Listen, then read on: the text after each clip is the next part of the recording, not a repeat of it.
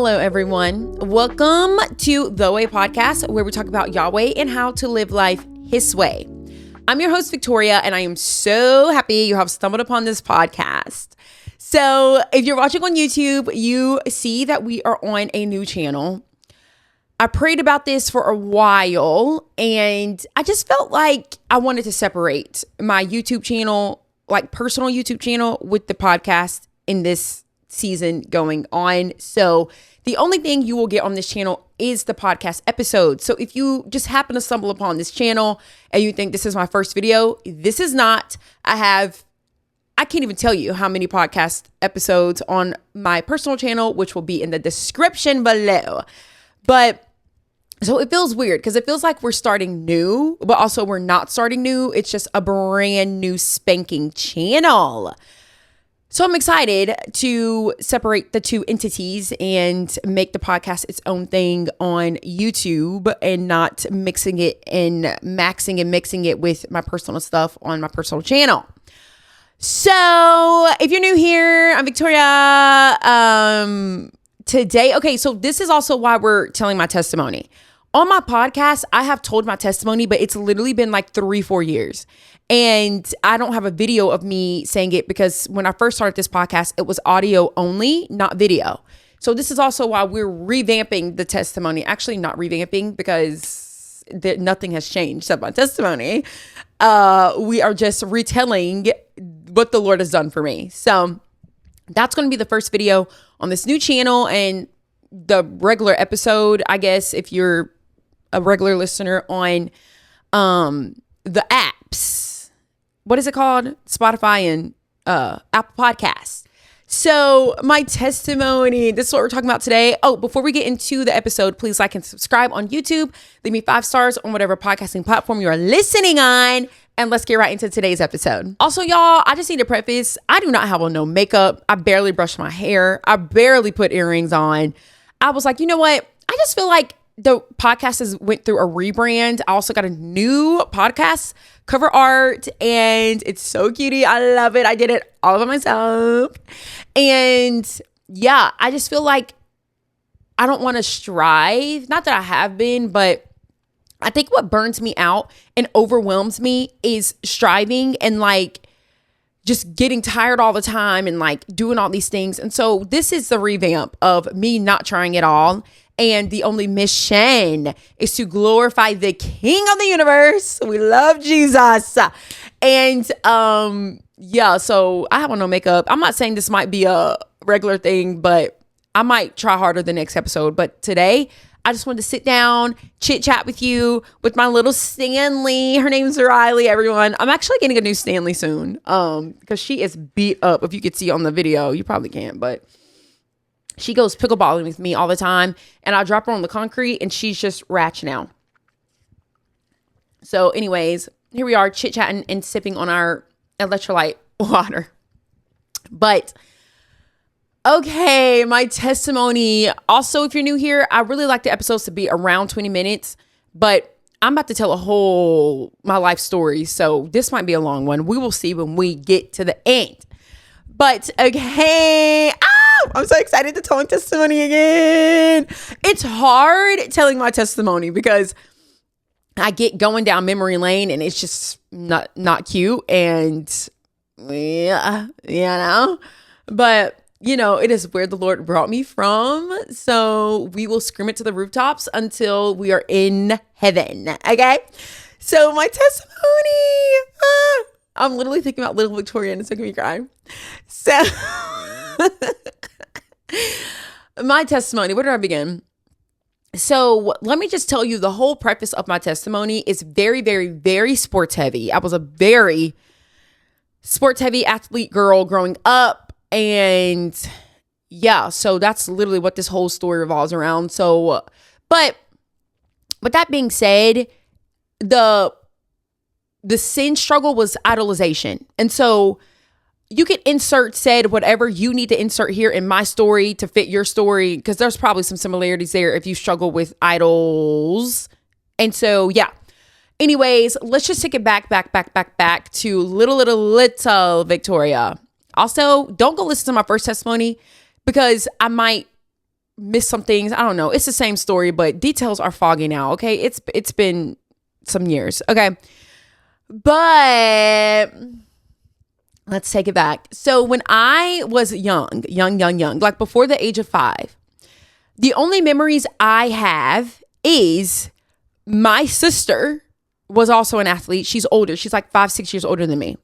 My sister was also an athlete. So my whole little Victoria life, I just remember going across the country, traveling with my sister to her basketball tournament. And I became little besties with all the other little siblings. I just remember running around the gyms, playing tag with them, doing all the things at my sister's basketball tournaments. So I played with my sister, like practiced with her and my dad a lot. And that was pretty much the end of it. We had a basketball goal. I'm literally forgetting basketball lingo. That is how far removed I am from this life. But we had a basketball goal. Is that the right word? I actually am blanking. Am I good? Anyways, like a thing you shot the ball inside. That is actually so embarrassing. And in the driveway. And so me and my sister would always be out there. And basketball was very, very, very heavily involved is my point I'm trying to make. And at the early years of my life. So as soon as I turned the ripe age of 5, my parents enrolled me into the rec, Hoover Rec, whatever. I'm from Alabama. I don't know if I said that. But anyways, I'm from Hoover, Alabama. And so we played with the Hoover Rec a lot. And I just remember, and also my parents recognized that like from a young age, I was very gifted athlete. Now knowing Jesus, I know that it was a gift from the Lord because there was nothing I did to be good at sports. It was just such a gift. And so when I started playing, I was gifted, but that kind of took me from regularly playing with the littles to like quickly getting involved in like a highly competitive AAU travel basketball, this, that, and the third. So when I was very young, they got me involved in that. And so from a very young age, I just remember traveling across the country from east to the west, mostly east, for all these highly competitive tournaments with the best people across the country. Talk about character building. So yeah, that was literally my life. And when my parents saw that I really had a future and I wasn't just like a little kitty kid just trying to find something to do, they really got also very serious. And so that's why I say the idol of my household was sports. That was the God. That is what we followed for years. And you know how like you surrender your life to Christ and you live life for Jesus? We surrendered to sports. And that was just like our thing, you know? So I just got involved in that very quickly, played a lot of tournaments and I was really on the same team for a while, but traveled forever with that.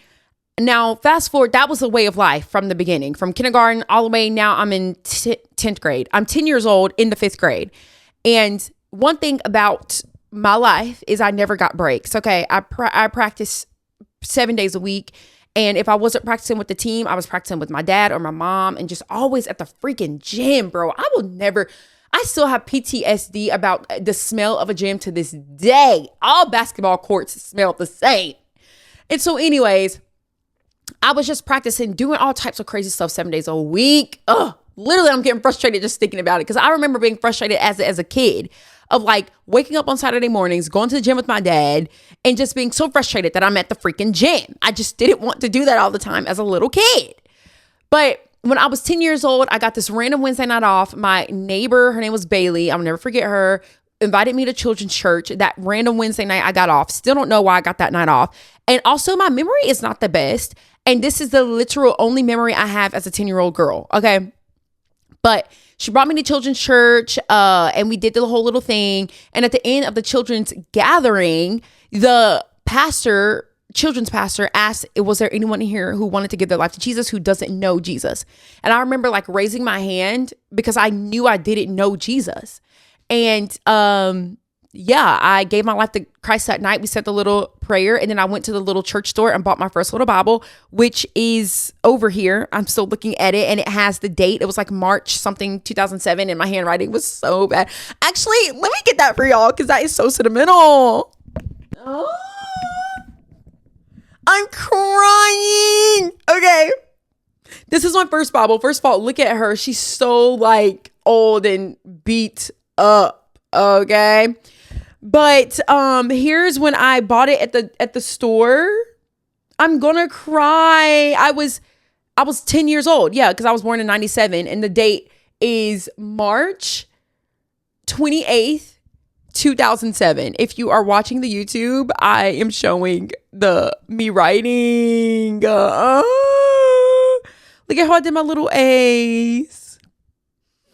Wow. The verse on the first page says, he tends his flock like a shepherd. He gathers the lambs in his arms and carries them close to his heart. He gently leads those that have young. Isaiah 40:11. This actually makes me cry. The Lord has been with me. I'm sorry, I'm getting off topic. Anyways, I'm actually getting emotional. So sweetie. I will never, ever, ever, ever, ever, ever get rid of this Bible for as long as I live. Because that was my first encounter with the Lord. So I gave my life to him. Back to the story. And now I quickly fell off because this Bible was for advanced readers and your girl was not an advanced reader. Okay. So I remember literally going home that night, went to my parents. I said, y'all, I gave my life to Jesus. They were sitting on the couch and they were like, oh, come, like, didn't care really. And then I went upstairs and opened this Bible and read Genesis chapter 1. And that was pretty much the end of it. But, never got discipled. The next day got knee deep back in basketball again. So, you know what I'm saying? Like, it was just whatever. So, fast forward, I am in middle school now, playing basketball. I got pulled up from the middle school team to the high school team for basketball. And volleyball was also a big part of my life at this point too, but that's just not important to the testimony. But yeah, I was a volleyball and basketball player, but loved volleyball. Fun fact, loved volleyball so much more than basketball, but was so pressured from my parents and my toxic high school coach, which we'll get into that in a minute, to lay down volleyball for basketball, unfortunately. So that is one of the biggest regrets to this day of my life, but also not because it led me to Christ. Anyways, high school, middle school, I got put up to the high school team. And I just remember from that moment, I remember like really starting to feel pressure for the first time because I'm like, I think in my head, I knew that I was good at basketball, but I don't think it hit me until that moment. Like when I got pulled up away from my friends and my little 11-year-old to 12-year-old teammates. And so I remember then just starting to feel pressure a little bit for the first time for real with sports. And it's just like, oh crap, like, okay, this is my future, this, then, and the third. And it just started to hit like kind of a reality check for me. And then I get to high school. I'm on varsity for all 4 years.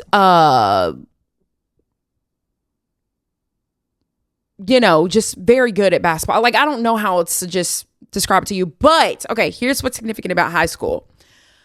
High school was rough for me. Okay. Now, I'm trying to be discerning on what all to share and what to say because we don't want to slander anybody. And you know what I'm saying? But there was a particular character in my high school days that made my life a living HE double hockey sticks. And that was my coach. Yeah, it was terrible. And very inappropriate behavior from him as a adult 40-something-year-old male. And just I don't know what to say. Holy Spirit, help me now. I don't want to use that word because I feel like that is I don't want to be accusatory. But I just was emotionally abused and mentally abused by this grown man. Okay. If you can insert, you can pick up what I'm putting down. I'm just not trying to say, everything, but my close people know. They know. They do. I've talked about this freely with them, but I just don't want to. The internet is just got to be careful. So anyways, I was just mentally and emotionally abused by this man for 4 years. He didn't start in middle school. He was smart. Okay. He waited till I got there and was trapped and then really started. Okay. So anyways, I just remember I have never in my life, now looking back with fresh eyes, I had the weight of the world. I remember being 16 years old. Okay. Also, fun fact, when I was, I think 16, he pulled me in his office and told me I needed to lose weight. 16-year-old girl going through puberty. Anyways, so I remember being 16 years old and having the weight of the world on my shoulders from this man. And there were times where he would pull me in and he would tell me, like, if you do not score 20 plus points a game, this team will lose.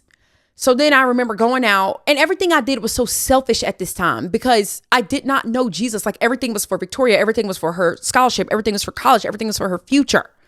And so I just remember like going out, just playing well, because it wasn't, again, hard. I was a gifted athlete, scoring all these points and just like doing all these things and trying my best to like carry this whole team on my back.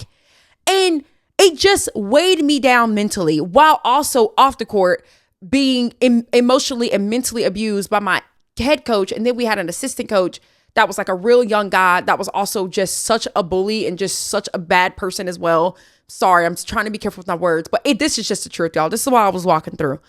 So going through, I think my junior year, maybe we got the older assistant coach, which he was not bad at all. I actually really liked him. But going through those years with those grown men who were very heavily mistreating young women, and then also being captain, being the best player, whatever, dealing with all that, y'all, it completely made me miserable. Like, I hit a point in high school where I'm like, I am miserable. I am being mentally tortured. I am being physically tortured by all the first of all, I was not a gifted runner. Okay. And so my coach as well was a gifted runner. He was a 100-mile racer man, buff, just a fitness addict. And so he that was the nature of us as his players as well. Like, we just ran all the freaking time and lifted weights. I was ripped, okay, under this man. But it was just, my body, I think about it now as an adult. And I'm like, I actually don't know how the heck I did any of that. And it was torture. I hated it. I literally hated it. I can freely say this. I hated every second of it. But I felt like I had to keep going because that was just all I knew. That was who I was. That was my identity as a person, was a ball player. And getting all the awards and doing all this crap, being in the newspaper, like, that was just who I knew. Nothing outside of that life. So because of all of that, y'all, God, I'm getting stressed even thinking about it. I was so miserable, y'all. I was so miserable. Now we're getting to the later years of high school where at this point the coach hated me, which honestly, I don't blame him. I would have hated me too as a player. But also, now let me say this. I did not have the best attitude growing up, okay? But I will say the coach really dictated that for me, okay? When I was in 8th grade, so I was playing with the middle school and high school team going back and forth. I remember my coach, Rice, and Coach Williams. Oh my goodness. These were my two of my, well, I'm about to mention a third one, but loved these coaches, played so well underneath them. And they were just the best coaches ever. Okay. No weirdness going on. They were just coaching, just loving us, just being good coaches. And I played so well underneath them. My attitude was really not that horrible underneath them because I loved them. My other favorite coach of all freaking time, Coach Mike, he was my AAU coach, travel ball coach for years and years and years of my life. Still to this day, talk to him. Saw him last November. He is just the best man ever. Him and his family, just so precious. I love them to death. okay, maybe I had some attitude problems under him too, but for the most part, it wasn't hard to like control myself because loved Coach Mike, respected him so much. He was just literally the best coach ever. And he loved us. He truly loved us as his players underneath him. And he was like a father figure to us, not an inappropriate male like my said high school coach. Okay. So when I'm saying all that to say, when not under toxic environments, I thrived much more. Being underneath this man for years, bro, my high school coach, it just every year, I just remember just feeling heavier and heavier and heavier and heavier of just weights just stacking on top of me, being underneath this man getting abused in all types of ways, not physically, as in like touching inappropriately, but like I said, mentally and emotionally. Physically, I mean, is by the workouts and just the runnings and the miles and all the crap that we have to do to condition for seasons. So now we're at the end of high school. Now, let me tell you, this is another piece that explains to y'all the man that I was underneath and in my high school. Now, I'd say like 16 to up is when you start getting heavily recruited for college. The coach that I was playing underneath, he purposely would sabotage all of the colleges that were recruiting me. Okay. Until one college that he knew, because I said this out of my mouth to him. I'm not going to say the college, but it was a HBCU, and it just was not the best college. D1, there was everything in me like knew absolutely not. I'm not going to the school. I do not want to go to this school. Like absolutely not. No. And the team sucked. Like nothing about the school I wanted to go to. And the one school that he knew that I did not want to go to is the one school that he like talked me up to. And I ended up getting a full ride offer from the school because of how he talked me up while he was sabotaging all the other great opportunities that I could have had because he was just an evil person. So I get this scholarship to play at this D1 HBCU, not going to say the name. And literally, y'all, because the coaches, the athletic director, my parents, all of us, they take you out to dinner, right? Told me at dinner that they wanted to give me this offer. And I bawled my eyes out in front of these people at the dinner because I just did not want to go to that school that bad. And I knew my parents were so disappointed. Oh, gosh, it's one of the worst days of my life.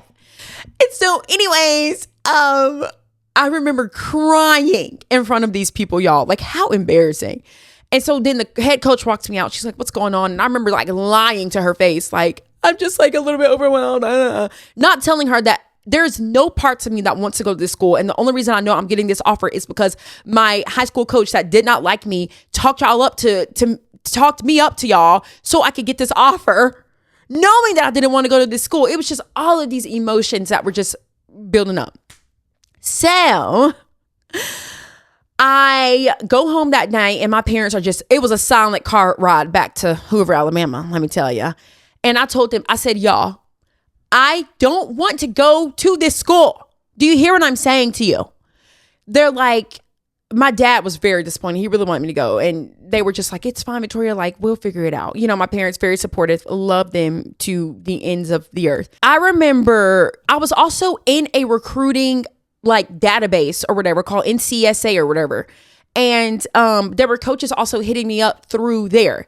But one school ended up asking me to come out because they do like open tryouts or whatever. And at this point, I'm like, I don't know where the heck I'm going to college because literally every school that was interested in me ended up not interested in me because of my high school coach.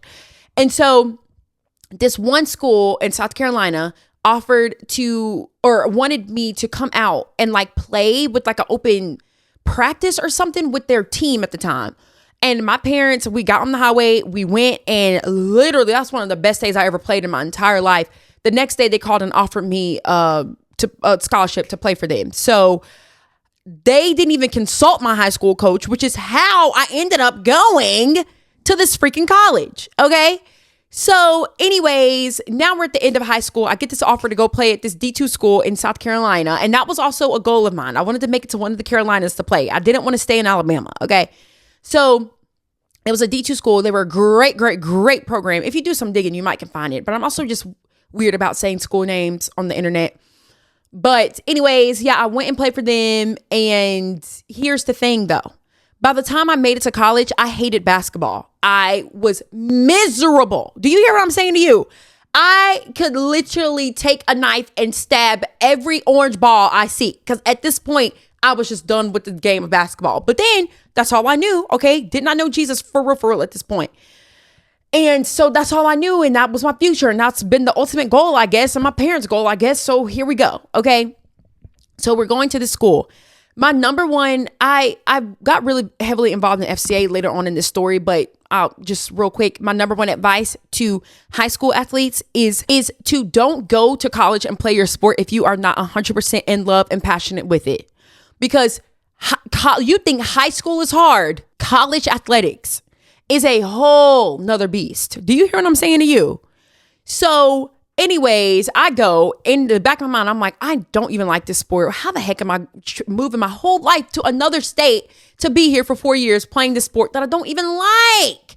So here we are going to college, and needless to say, miserable. It was like, no, actually college athletics, especially at a good program, because my program was a very good program. We made it to the tournament the NCAA tournament every year, and we were in the top 25 schools at least every single year. So like I went into a winning program, won conference pretty much literally almost every year as well.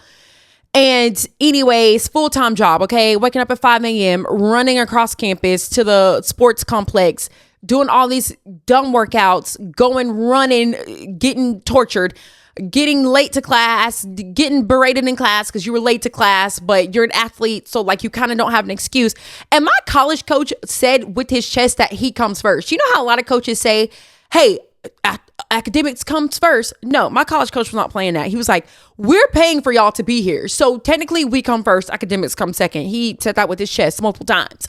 So yeah, we'd be late to class, doing all these things, just go, run to lunch, run to afternoon workouts, do that, go to class some more, maybe some labs, go and have a evening practice. So that was like my life for so freaking long. In college, I hated it. Okay, did not like it at all. So here is where we start experimenting with the world. Okay, we're wrapping the story up. I'd say freshman year, I didn't really do anything crazy. I think it might have been sophomore year was when I started wilding out. But you know, I remember hitting a point to where, let me tell you how miserable I was in college. And homesick, I may add, because I missed my parents so much. And this is the first time I ever been away from home. But I remember at one point I was so miserable. I did not want to go to workouts in the morning that I would lay in my dorm at night. Oh my God, not even to mention the ratchet apartments we had to stay in. God, it was disgusting. I had to lay in my dorm at night. And when it was bedtime, I would sit there with my eyes open because I did not want to close them. Because I knew if I closed my eyes, I would accidentally fall asleep and wake up and the next day would be here. That is the level of misery that I reached in college. So I would just lay there and torture myself and keep my eyes open, like literally forcing my eyes open so I didn't have to go to workouts in the morning. After months and months of that, what ended up happening after that?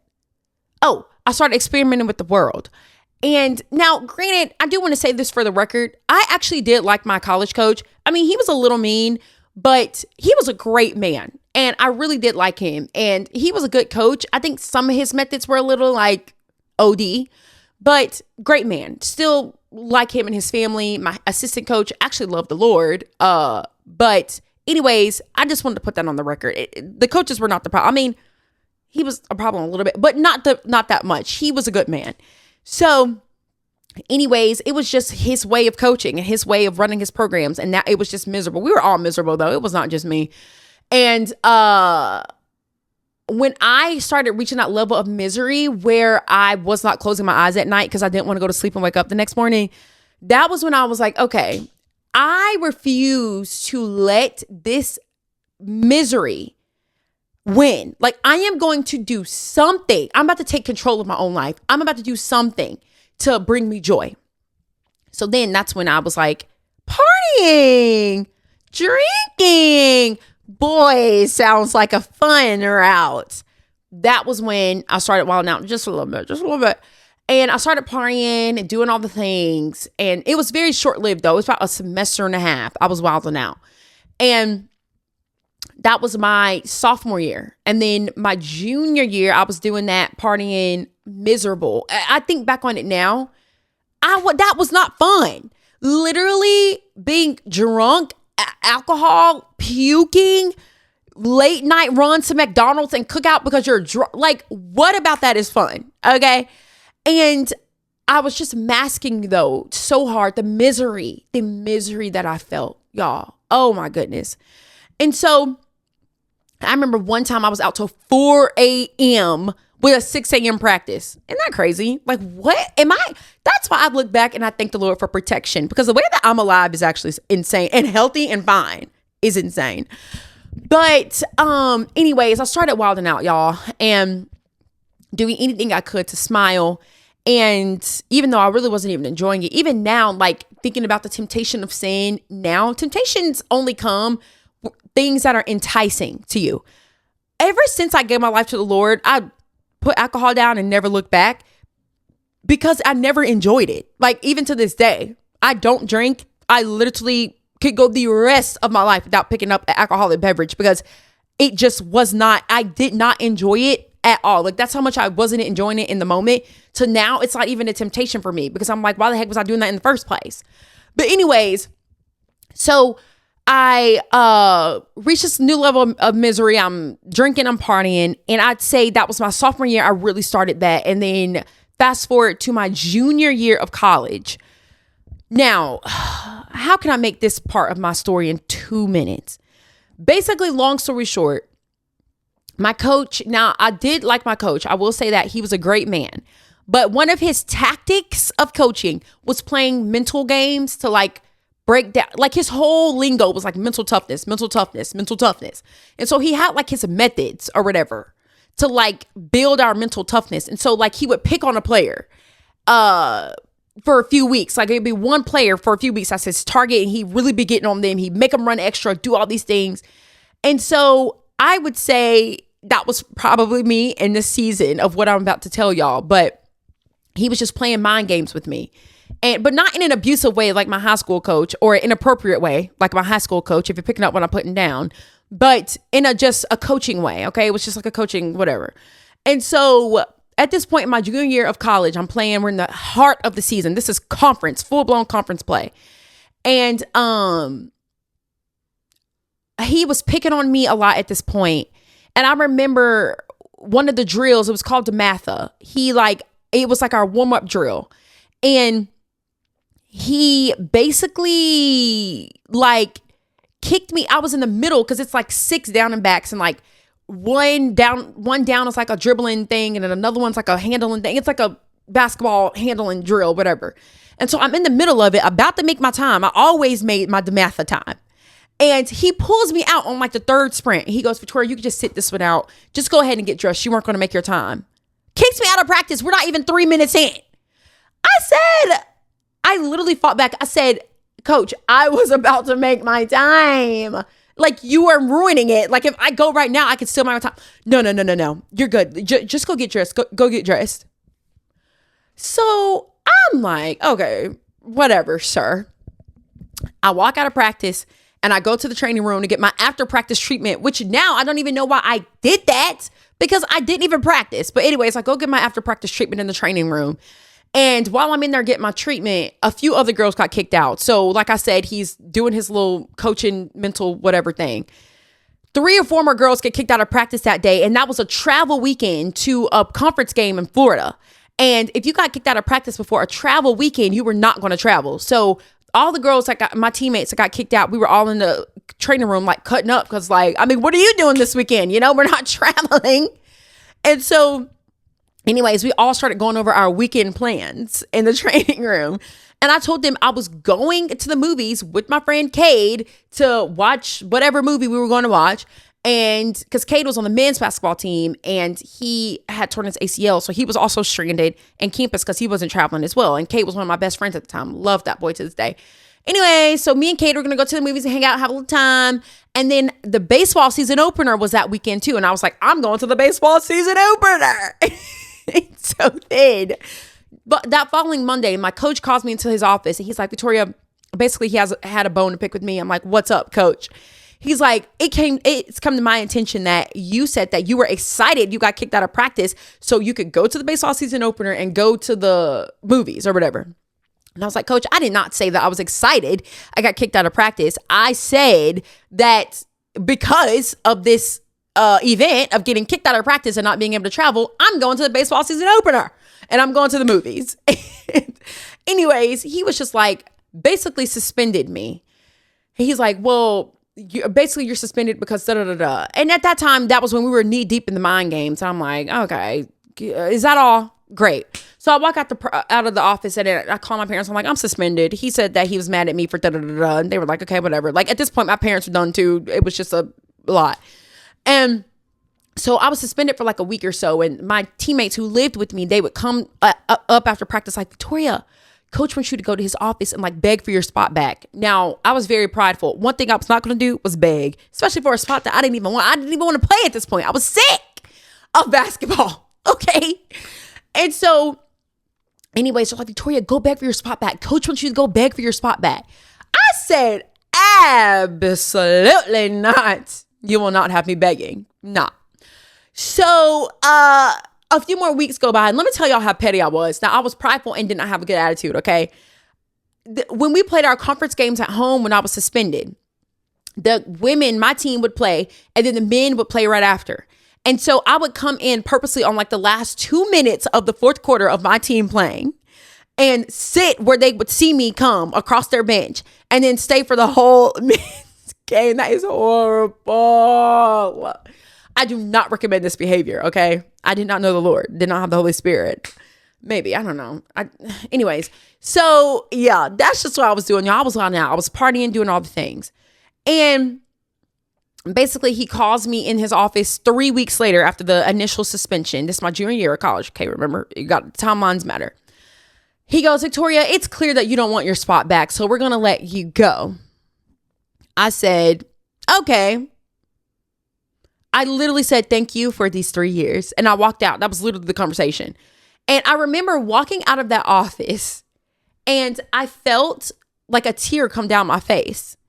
And I didn't know why there was a tear, but I felt like now that tear came because that was my identity stripped from me. That was the first time I had not been a basketball player in my 21 years of living. And y'all, it's crazy how the Lord works. I was partying that weekend, like free at last. Woo! So excited to be done with this program, basketball as a whole, but still empty because I didn't know who I was outside of being a ball player. And I remember basically one night I was out partying, and have I ever told this detail on the internet? Maybe I shouldn't say this. Actually, not say. Let's not. Basically, I was just partying. Actually, maybe I do have to say it. Okay. Well, you know when you. Okay, actually, we're not going to say it. I was just not doing great things. It wasn't drugs or anything. It just had to do with. Actually, let me just say it, because if I don't say it, y'all could assume, and then in things y'all start thinking crazy things. Basically, I was just dating multiple people. Okay. And within those multiple people, it was 2 guys on the same team that I was dating. Okay. And me not really taking anything serious, or just like, I wasn't in a relationship with anyone. It was just like, you know, dating, quote unquote. So basically, long story short, I was out partying right after this happened, where I got kicked off the team or let go, whatever you want to say. And I was in the bar that night, partying, drinking, all things. And basically there was a bunch of drama that broke out between the guys that I was dating, the teammates that I was dating, because they found out, and then like the teammates' girlfriends found out, and it was just like this whole thing, and it was just like a big blowout. So I left that night in a quarter life crisis, is what I like to say. I felt like that was the first time, use this language. I felt like that was the time that the Lord opened my eyes to my sin. I never recognized my sin at all. And yeah, I would say that was the first time the Lord opened my eyes to my sin, and I had a quarter life crisis. And I was like, there's absolutely no freaking way that this is my life. Like, what am I doing with my life? Who am I? I'm drinking, I'm partying, I'm dating multiple people, I'm being a terrible person. I am a terrible person. This cannot be what my life, like, what is the purpose of my life? And I remember that night I was headed to pack up my stuff, drop out of school, and go home and to Alabama and drop out. Like, literally, I was about to. Then my mom calls me in the middle of me having a hysterical cry out. And I'm like, I just don't know what to do. I'm leaving. Da, da, da. My mom's like, Victoria, turn the car around, go to sleep, and let's talk in the morning. So I'm like halfway to Alabama, and I turn the car around and go back to sleep. Wake up. It's a Sunday morning. I felt disgusting from my sin. Genuinely felt disgusting. So I was like, okay, let's go to church. Why did I go to church? I don't freaking know. But I went to church because I'm like, hey, I need to go somewhere that's clean. That's not a bar or a club or sinful places. So I go to this church the next morning, still with the stench of the bar on my body. And I walk into this church, and I don't remember anything about that sermon at all. Don't remember nothing about the church. I just remember that at one point in the sermon, the pastor preached that joy was a fruit of the Spirit. Joy is a byproduct of giving your life to Jesus. And I remember just that whole time, even through high school, the only thing I wanted was joy. I wanted to be happy. I wanted joy. I wanted contentment. I just wanted it, and I could not get it. So when I found out that joy was a byproduct of Jesus, that's all I needed to hear. And I said, sign me up. I raised my hand and I gave my life to Christ that day. And I remember walking out, and a lot of other athletes from my school was in the lobby. And I was like, oh my God, hey y'all. And they invited me to the FCA Bible study that night. That changed my life forever to this day, was that FCA Bible study. When I went to that FCA Bible study, I got connected to all these girls who I didn't even know. Some of them were partiers with me, okay? But a lot of them had like little like pokes from the Lord as well within like that same like time frame. Ended up at this FCA Bible study. We all gave our lives to the Lord together, started running after the Lord at 1,000 miles per hour together. Met my mentor, who was my mentor for like the next 3.5 years. At that point in my life. And that was what that was when I gave my life to Christ. And that was February of 2018. And I gave my life to Jesus and never looked back. I had tried the things. I had been the athlete. I've done it. It left me empty and miserable. Oh my gosh, I cannot tell you how the things of this world drove me into a pit that I never want to go back to. Oh, thank you, Lord. I'm about to shout because it is just a reality check right now of where I was. And those girls, that community helped me so much. That mentor helped me so much. And I never looked back. I never looked back.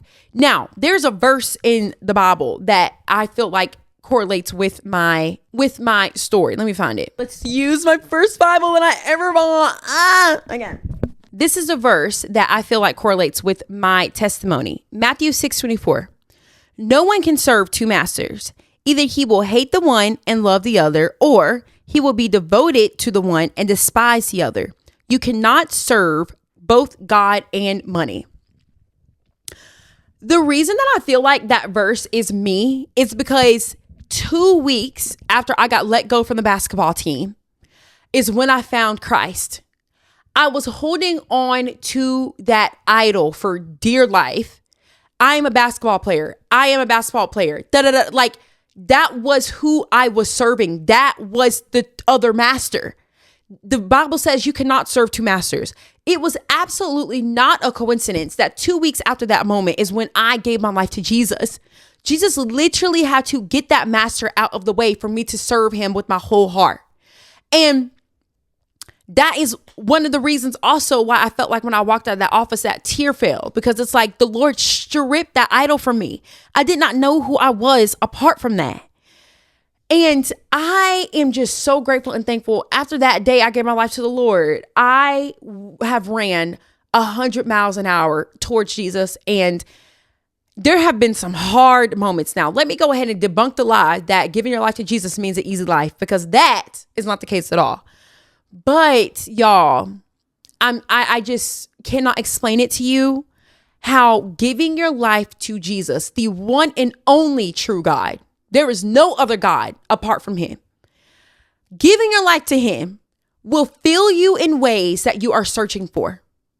There is nothing else that is of this world that will ever be able to fill you, to sustain you, to satisfy you. Jesus is the only way. And take it from somebody who has tried every other way. It's not going to work. I say all that to say, if you are someone who is dilly-dallying with things of this world, it's never going to work for you. You need to give your life to Jesus. And I know a lot of us as well I'm not that bad. I'm not that far off. I'm not that bad. Or I like my life now. It's going to come a time where you hit a pit and a point of, I need Jesus. This is not cutting it for me. There's going to come to that point. So before you even get to that point, how about right now you just give Jesus a try? Hey, Jesus, confess to him that he is Lord with your mouth. Tell him with your heart that Jesus is my Lord and Savior. Come, Holy Spirit, come into my life. Because I'm telling you, there are things that are also the plans for my life that I may add as a whole nother topic. Before I gave my life to the Lord, I was going to go play overseas professional basketball. What the actual crap was I even thinking? Absolutely freaking not. But I remember just like I had no other goals because I didn't know what else there was to the life. The Lord, when Ephesians 3:20, I think, the Lord has exceedingly and abundantly more than you would ever think. The plans that God has for your life will outdo your plans tenfold. Do you hear what I'm saying to you? You have to know that God's ways are better and higher and greater than your ways. If that is a fear of like, well, I have this plan, but scrap the plan, throw the plan in the trash, give your life to Jesus and follow his plan for your life. Follow the narrow way. Okay. And not to be scary, fear, what's that word? Fear, whatever. But we're also running out of time. Time is near that Jesus is returning and he is calling his last flock over to him. Okay. Stop playing with these things of the world. It will never, ever satisfy. Please give your life to Jesus. I'm telling you, my life since 2018 has did a whole 180. I found purpose. I've found community. Oh my gosh. Community, y'all. So rich that I can't even put into words how people have blessed my life from finding them through Jesus. Jesus-centered, Christ-centered community. If you are lonely, that's another reason. Give your life to Christ. He will throw you into a community that would be just so much more than you could ever imagine. Your career, your plans, whatever, y'all. I can list it all out. Everything that God has for you is better than you have for yourself. And I am a literal walking testimony of it. I am so glad I am not still chasing the world of basketball and sports, bro. Like, what? I'm so glad the Lord called me out of that. I thank him for that. And so anyways, y'all, that is, what are we at? 51 minutes. Jesus. That is the end of this episode. I am exhausted by telling this whole story. But yeah, that is my story. That is how I gave my life to Jesus. I thank him every day that I am his daughter. I thank him every day that he met me at the lowest of the low. That's another thing. Think about all that I was doing when I found him. He met me there. He will meet you wherever you are. You could be strung out on drugs on the street corner. Jesus will meet you there. You could be sleeping with a new man every night. Jesus will meet you there. You could be, I don't know. Well, I'm about to say a murderer, but I mean, he'll meet you there too, but hopefully he'll meet you there behind bars. You could be literally said anything horrible here. Jesus will meet you there. He met me. What makes you think he won't meet you? And so I just praise the Lamb that he did. And I praise the Lamb that he is my Lord and Savior. Jesus, I love you. I just want to praise him right now. I'm about to turn on worship music as soon as I turn this camera off. But Oh my goodness gracious. Thank you, Lord Jesus, for saving me. I feel like my story was all over the place. I tried to tell you in chronological order, but it's a lot. That's the end. I'm just rambling now. Make sure you do all the things I said to do at the beginning. That's it. All right, y'all. I will talk to y'all next week. Bye.